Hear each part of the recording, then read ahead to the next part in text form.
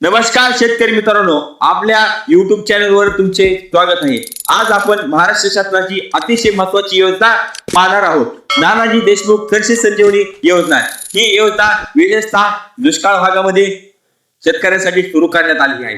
या योजनेअंतर्गत शेतकऱ्यांना ठिबक सिंचन, शेतकरी फळबाग, शेळी पालन आणि इतर अनेक गोष्टींसाठी 75% ते 100% अनुदान दिले जाते। या व्हिडिओमध्ये आपण पाहणार आहोत ही नेमकी योजना काय आहे, पात्रता काय आहे, कोणती कागदपत्रे लागतात, अर्ज कसा करायचा, किती अनुदान मिळते, म्हणून व्हिडिओ शेवटपर्यंत नक्की पहा। ही योजना नेमकी काय आहे मित्रांनो, नानाजी देशमुख कृषी संजीवनी योजना ही महाराष्ट्र शासनाची महत्त्वाची योजना आहे। या योजनेचा उद्देश शेतकऱ्यांचे उत्पन्न वाढवणे आणि दुष्काळावर मात करणे हा आहे। हवामान बदलामुळे अनेक ठिकाणी मोठा परिणाम शेतीवर होत आहे। ही योजना शेतकऱ्यांना अधिक आधुनिक शेती करण्यासाठी मदत करते। या योजनेचा नेमका उद्देश काय आहे?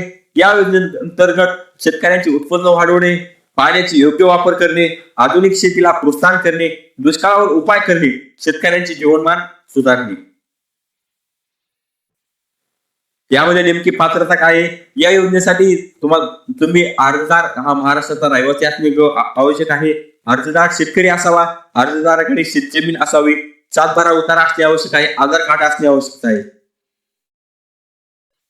ही नानाजी देशमुख कृषी संजीवनी योजना अंतर्गत आपल्याला शेततळे, ट्रॅक्टर, अनेक ट्रॅक्टर, रेशीम शेती, ड्रॅगन फ्रूटची शेती, अशा शेतीसाठी तुम्हाला 80 ते 90%, काही बाबीसाठी 50% अनुदान दिले जाते। ही योजना ज्या गावामध्ये पोकरा यादीमध्ये नाव आले त्या गावासाठी ही योजना सुरू असते। आपण आपल्या गावामध्ये जर पोखरामध्ये जर गाव आलं म्हणत असेल तर त्या गावासाठी ही योजना खूप फायदेशीर आहे। या योजनेअंतर्गत ठिबक सिंचनासाठी 75% अनुदान मिळले जाते।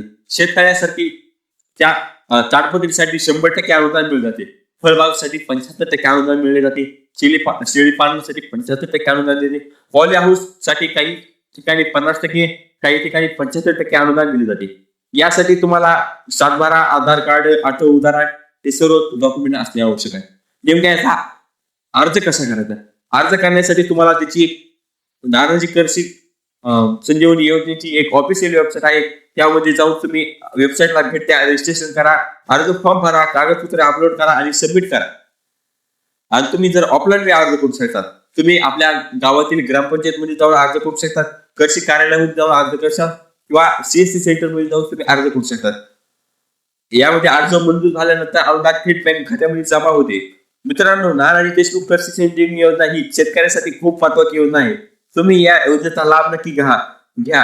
व्हिडिओ आवडला असेल तर लाईक करा, शेअर करा आणि चॅनलला सबस्क्राईब करा। धन्यवाद। जय जवान, जय किसान।